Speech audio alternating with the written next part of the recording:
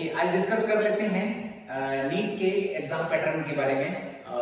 जो लोग physics chemistry के साथ बायोलॉजी लिए हैं, सडनली उनकी इच्छा है कि हम नीट का एग्जाम दें और किसी न किसी मेडिकल कॉलेज में उनका दाखिला हो नेक्स्ट ईयर। सो नीट 2014 के बारे में हमने ये कलेक्शन किया है इंफॉर्मेशन आपके लिए।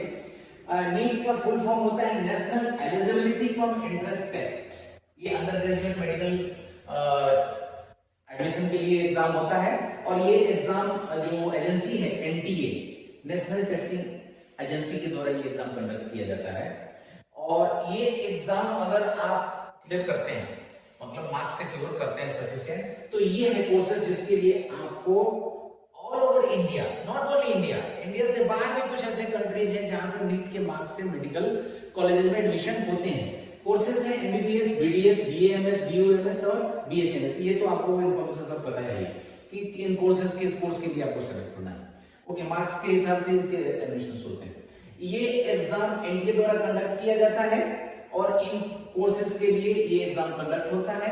ये सिंगल एग्जाम है जो नॉट ओनली इंडिया, इंडिया के बाहर के भी कुछ कंट्रीज हैं, प्राइवेट और गवर्नमेंट कॉलेजेस जिसमें मेडिकल कोर्सेज के लिए एडमिशन होता है। ये एग्जाम में 3 सब्जेक्ट्स होते हैं, biology, physics and chemistry. Biology 2 part में होता है, botany and zoology. Her subject को 2 पार्ट में क्वेश्चंस सेट किए गए हैं, सेक्शन ए और सेक्शन बी।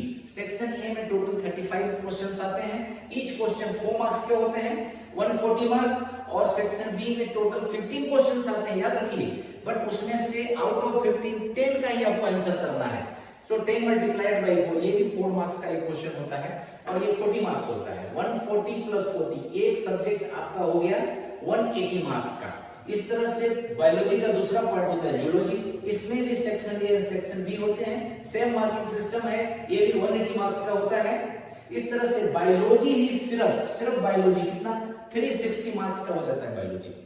अब आप देखेंगे फिजिक्स और केमिस्ट्री, तो फिजिक्स कैसे है? फिजिक्स में भी 2 सेक्शन है, सेम पैटर्न सेम है, section A and section B. Section A same 140 marks का है और सेक्शन बी 15 क्वेश्चंस आएंगे, आपको सिर्फ 10 का रिप्लाई करना है, जो मल्टीप्लाइड बाय 4 रहेगा 40 क्वेश्चन। सो ये आपके 180 मार्क्स का ये फिजिक्स भी है। केमिस्ट्री भी सेम पैटर्न है, ये भी 180 मार्क्स का है। गलती लोग क्या करते हैं, सिर्फ बायोलॉजी और केमिस्ट्री की पढ़ाई करते हैं, फिजिक्स भूल जाते हैं, क्योंकि बस मैथ नहीं रहता है तो फिजिक्स को अपना कमजोर कर मानते, और इसी वजह से मार्क्स कम हो जाता है और जिसकी वजह से गवर्नमेंट कॉलेज में नहीं मिल पाता है एडमिशन। बहुत ही टफ एग्जाम है, सिंगल एग्जाम है ये, जो पूरे कंट्री के लिए मेडिकल कॉलेजेस का एडमिशन होता है। अब देखिए, बायोलॉजी में 360 है, फिजिक्स में 180, केमिस्ट्री में 180, 720 मार्क्स का टोटल एग्जाम होता है। आउट ऑफ 720 जनरल कैटेगरीज के लिए 137 मार्क्स सिर्फ पासिंग मार्क्स होता है। बहुत सारे प्राइवेट कॉलेजेस होते हैं जो बोलते हैं कि पासिंग मार्क्स होना चाहिए नीट में या बाहर में, जैसे हमारे बच्चे ने एडमिशन किया मॉरिशस में, तो वहां भी ये क्राइटेरिया था पासिंग मार्क्स होना चाहिए और ऊपर में फिर कंपीट करना है, क्योंकि आज पर कैंडिडेट्स फिर वो कंपैरिजन करते हैं। दूसरा ओबीसी एससी एसटी के लिए 136 to 107 पासिंग मार्क्स की कैटेगरी है। फिजिकली हैंडीकैप्ड के लिए 136 से 121 मार्क्स तक होना है। आपको मैं ये क्लू बताता हूं कि अगर इसकी प्रिपरेशन बहुत अच्छे से करनी है तो आपको बायोलॉजी के साथ साथ केमिस्ट्री और फिजिक्स पे बराबर ध्यान देना पड़ेगा। और 600 से नीचे मार्क्स आने पे आपको सोचो ही नहीं कि किसी गवर्नमेंट या सेमी गवर्नमेंट कॉलेज में एडमिशन होने वाला है। प्राइवेट कॉलेजेस में बहुत ही ज्यादा फीस है और मैक्सिमम आदमी फिर उससे वापस हो लेता है कि इतना फीस कौन भरेगा।